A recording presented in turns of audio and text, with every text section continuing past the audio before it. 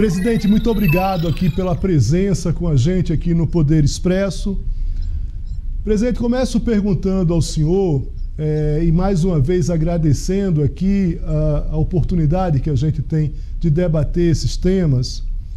Tem um número crescente de processos julgados em primeira instância envolvendo trabalhos análogos à escravidão e assédio sexual. Como a Justiça do Trabalho se prepara para avaliar e julgar esses crimes? Obrigado, Léo, por me receber. É uma honra estar aqui participando do seu programa. Esse crescimento do número de processos, que é da casa aí dos 10% em relação a assédio anualmente e um pouquinho menos em relação ao trabalho escravo, nós o percebemos como a sinalização de que as pessoas estão tendo mais acesso à justiça. E mais do que isso, que as campanhas de esclarecimento sobre direitos estão sendo bem-sucedidas. Algumas condutas que eram toleradas, seja porque não havia uma consciência da sua malignidade sobre o aspecto dos direitos humanos, seja pela falta de perspectiva de uma punição efetiva para quem praticasse aquelas condutas, essas condutas hoje não são mais aceitas pela sociedade e as pessoas sabem que podem contar com o judiciário para reprimi-las. Agora, para que nós possamos ser efetivos, nós precisamos ter um judiciário, em primeiro lugar, capacitado para o acolhimento dessas vítimas, treinado para a sua escuta e para a instrução processual e municiado, vamos dizer assim, das ferramentas legais, legislação interna, doutrina, legislação internacional, que podem ser úteis na solução desses casos. E é aí que entra os nossos protocolos, que lançaremos agora no dia 19 de agosto, exatamente com esse propósito, de capacitar a nossa magistratura trabalhista e tornar mais eficiente, mais efetiva a atuação jurisdicional em relação a esses casos. Em relação a essa questão do crescimento, é muito importante, porque não quer dizer que no passado não houvesse outros casos. A gente está falando aí talvez de subnotificações no passado, que a sociedade, a partir do momento que toma consciência de determinadas situações, acaba não mais calada em relação aos próprios trabalhadores em relação a essa situação. Mas eu queria questionar o senhor, presidente, o seguinte: de forma direta, o que é que esses protocolos eles vão trazer para o magistrado, para o juiz que trabalha com esses pontos? Léo, são 3 protocolos que nós lançaremos no dia 19, aqui no Tribunal Superior do Trabalho. Um protocolo para julgamento com perspectiva antidiscriminatória, trazendo informações relevantes para o juiz quanto à discriminação racial, discriminação por gênero, discriminação por orientação sexual, discriminação de pessoas com deficiência, discriminação por idade, e também trazendo a visão da incidência desses fatores uns sobre os outros.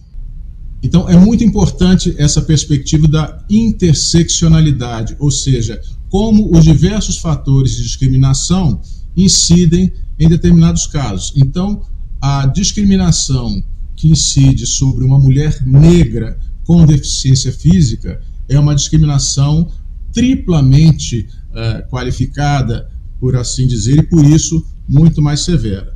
Além disso, temos o protocolo para julgamento com a perspectiva da infância e da juventude, um protocolo que traz informações e orientações quanto ao acolhimento, oitiva das vítimas de trabalho infantil, a indicação de fatores que possam servir de indícios de exploração econômica de crianças e adolescentes, inclusive de exploração sexual, não é? Então, também um documento da maior importância. E, por último, o protocolo para julgamento com perspectiva de combate ao trabalho escravo e ao tráfico de pessoas, né? Tanto o trabalho escravo quanto o tráfico de seres humanos é um problema que tem se mostrado, tanto o trabalho escravo quanto o tráfico de pessoas tem demonstrado uma situação de agravamento ao longo dos anos, o aumento no número de casos, como você acabou de dizer, não necessariamente porque antes não houvesse, mas as pessoas não tinham o acesso à justiça ou não tinham a perspectiva de que o Poder Judiciário atuasse de forma eficiente no seu combate. Então, esses protocolos, eles trazem não só as fontes legais de que o juiz poderá se valer para uma atuação eficiente, mas trazem também orientações que devem ser seguidas ao longo do processo para que, desde o acolhimento da vítima até a solução final e a punição dos infratores, se dê de forma exemplar. Por exemplo, não é possível que na sala de audiência, numa situação, por exemplo, de exploração sexual ou mesmo de assédio sexual, vítima e infrator permaneçam lado a lado, não é? A necessidade da separação e de um tratamento respeitoso e individualizado da vítima que já sofre com um trauma decorrente da situação por que passou. Então, várias orientações de caráter prático, mas também as fontes legais, nacionais e internacionais sobre o tema estão todas compiladas nesse documento que nós acreditamos servirá de um elemento que aumentará a nossa eficiência e que efetivamente transformará a nossa atuação nesses casos.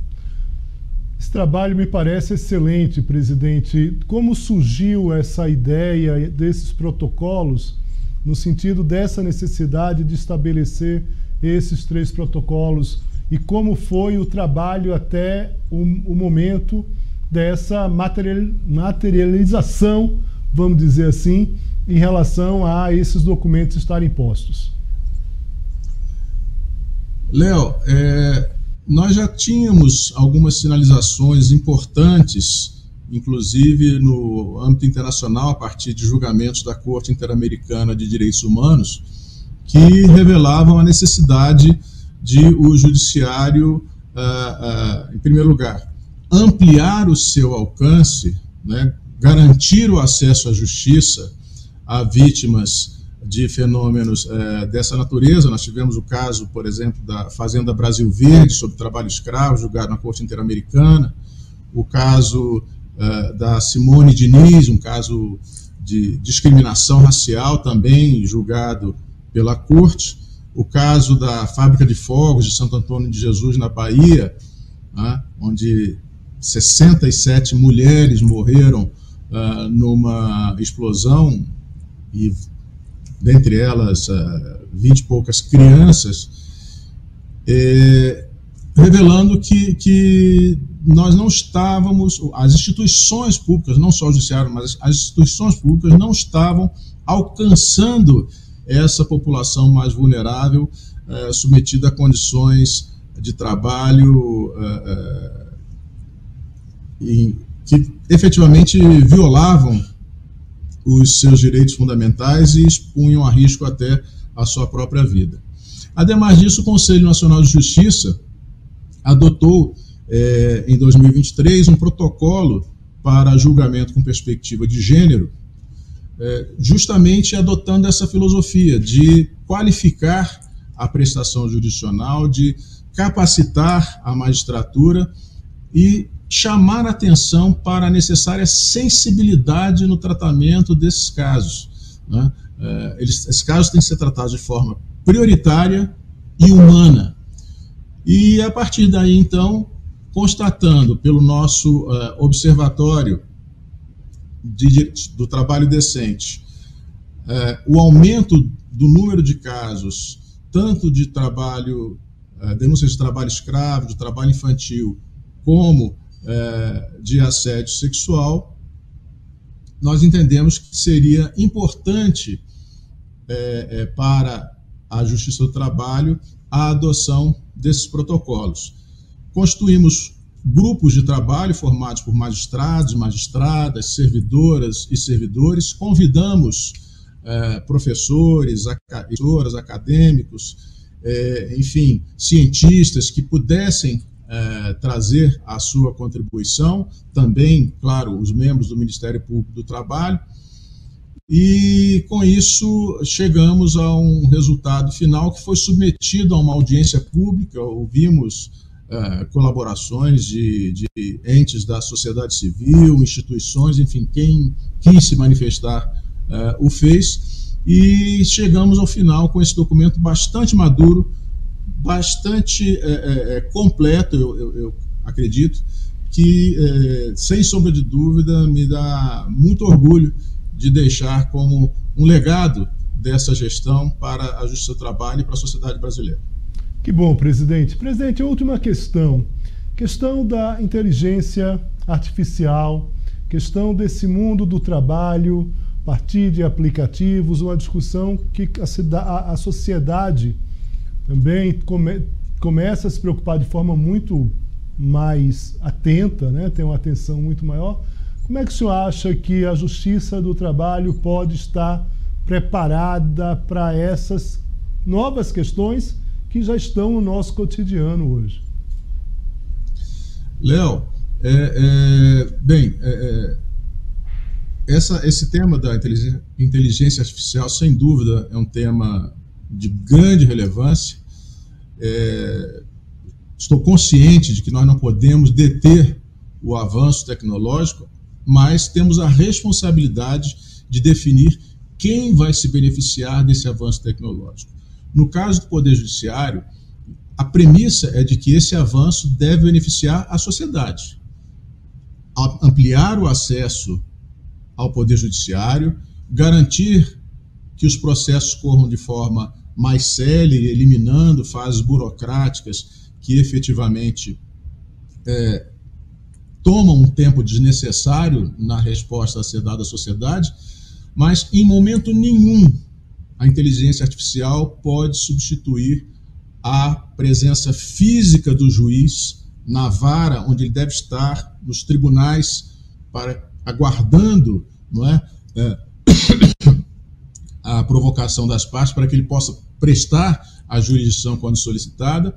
E também, de nenhuma maneira, a inteligência artificial pode substituir a inteligência e a sensibilidade do ser humano em examinar cada caso, não é? Por mais parecidos que sejam dois casos, nunca serão iguais, porque são situações de seres humanos diferentes e que, portanto, merecem soluções individualizadas.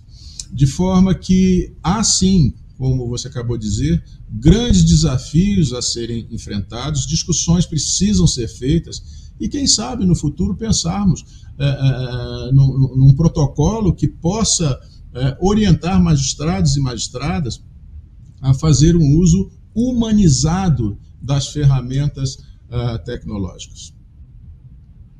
Presidente Lélio Bentes Correia, presidente do Tribunal Superior do Trabalho, agradeço muito aqui a presença do senhor aqui no Poder Expresso.